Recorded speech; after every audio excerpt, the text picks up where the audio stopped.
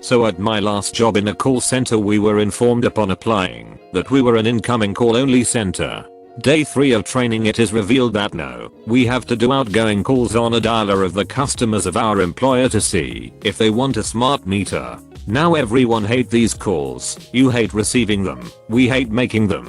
The worst part of them was, because we were connected to the automated dialer everything we said was recorded, both while talking to customers and when waiting for the next response. Now Jerry is a line manager for a bay of callers. Not my manager, not my bay.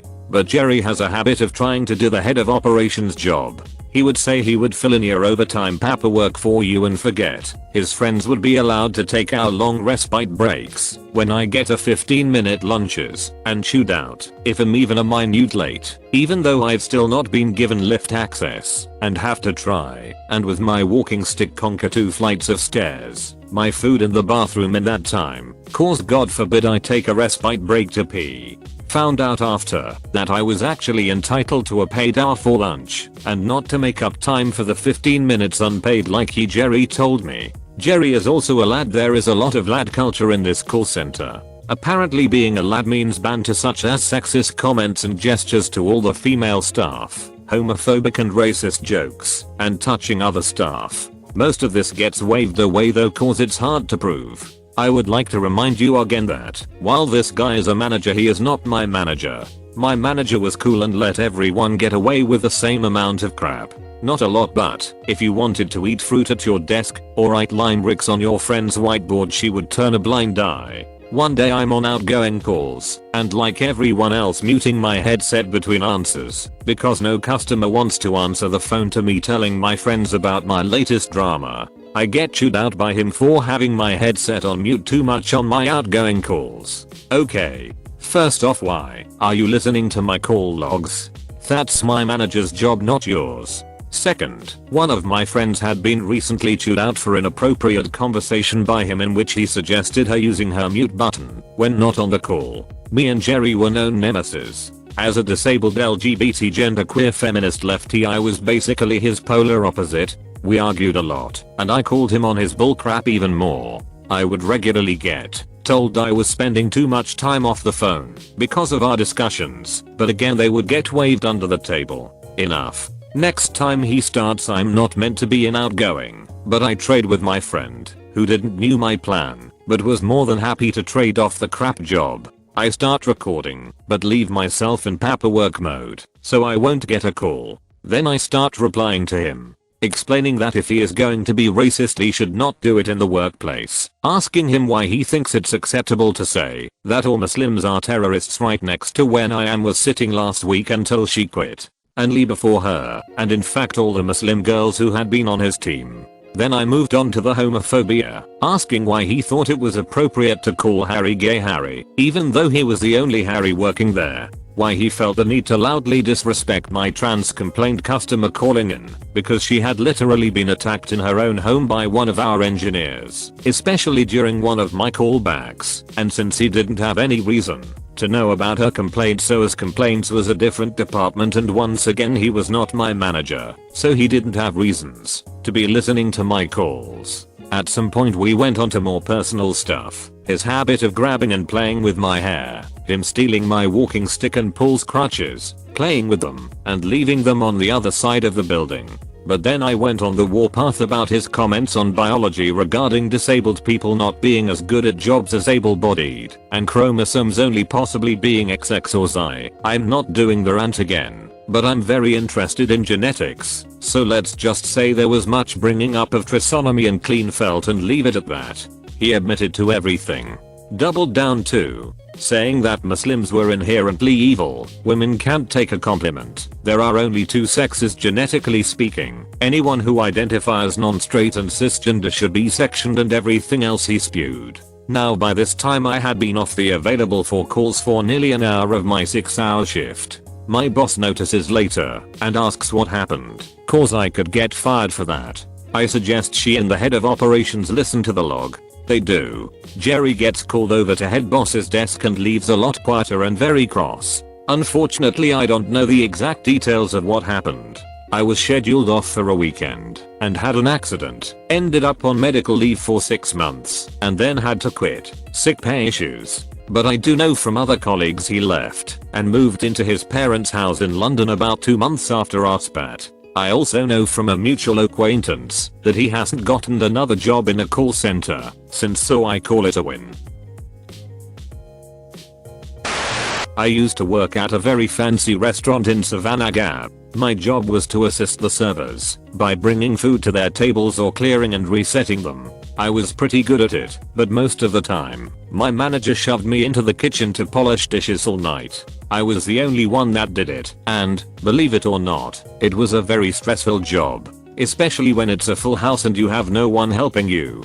I was miserable, but I needed to find something else before I put in my 2 weeks. I applied pretty much everywhere and eventually got an interview to be a customer service phone representative. It was more hours and a much higher pay. I was excited. I posted online about it to my family. Things like about to go on my interview and I think I got the job.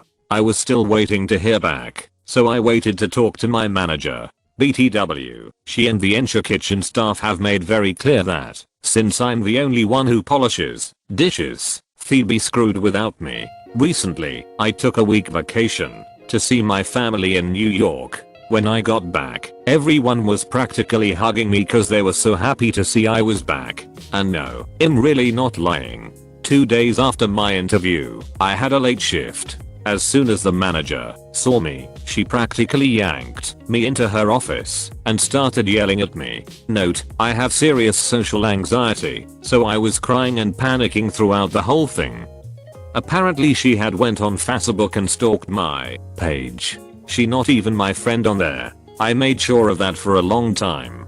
She told me I was a selfish and considerate girl. That I was lucky she didn't fire me right there and then. And started saying things like, how am I supposed to know that you'd put in your 2 weeks notice? Or if you quit without notice, you forget your tips for the last 2 weeks. With tears streaming down my face, I told her I was going to give you my 2 weeks notice. I actually respect the people I work with. I wouldn't do that to them. And then she slams her hands on her desk and screams, 2 weeks is not enough time for me to find your replacement. I was upset and thought she was just about to throw me out of the building, so I didn't think about how insane she sounded, so I just kept apologizing to her. In the end, since it was clear that I'm looking for another job, then she's already looking for my replacement. And I had a minimum of 2 weeks to find another job, or until she finds someone. Basically giving her the advantage to fire me whenever she wanted, right from under my feet. Exactly 2 weeks later, I found a new job. More hours, higher pay, and I was hired instantly. Found out they wanted me to start that weekend. I did not fight them on it. Later that day, with the biggest grin on my face, I went up to the manager and kindly said, excuse me, I need to talk to you whenever you have a minute. She looked nervous, and we went straight to her office. I told her how I got a new job, like she told me to do, and that I was starting in 2 days, and will not be coming back after tonight. She looked furious again and said, so, instead of putting in a 2 weeks notice like you promised, you're giving me a day's notice? I said, yep. You told me I have a minimum 2 weeks to find something else. You thought you'd actually get my help for a whole month after that? I laughed at her. She looked like she was about to throw punches, but then I said, look, I didn't have to come in tonight and help you. But I know we're getting over 200 people here tonight, and that everyone needs me. But if you'd like, I can just go home right now. She caved and told me to get in the kitchen. At the end of the night, she was still so mad, she couldn't even come out of her office to tell me it was time to come home. She had to call the host stand and make them tell me. Interesting fact about all this. This is a 5-star restaurant in downtown Savannah Gap, and we were just weeks away from St. Patrick's Day Parade, which, if you didn't know, is Savannah's busiest time of the year. That restaurant was going to be packed with over 300 people. She actually thought she was going to be able to keep me until after that, and still have the satisfaction of firing me anytime she wanted. In the end, I almost ended up putting a restraining order out on her because she was threatening to come to my new job and crap talk me to my new boss. Luckily, it didn't come that. But on my first day, I blew their minds with how well I was working, because I have much more experience in retail than in good service. I think it's safe to say, I won this battle with honor. Update. I just ran into one of my old coworkers from the restaurant.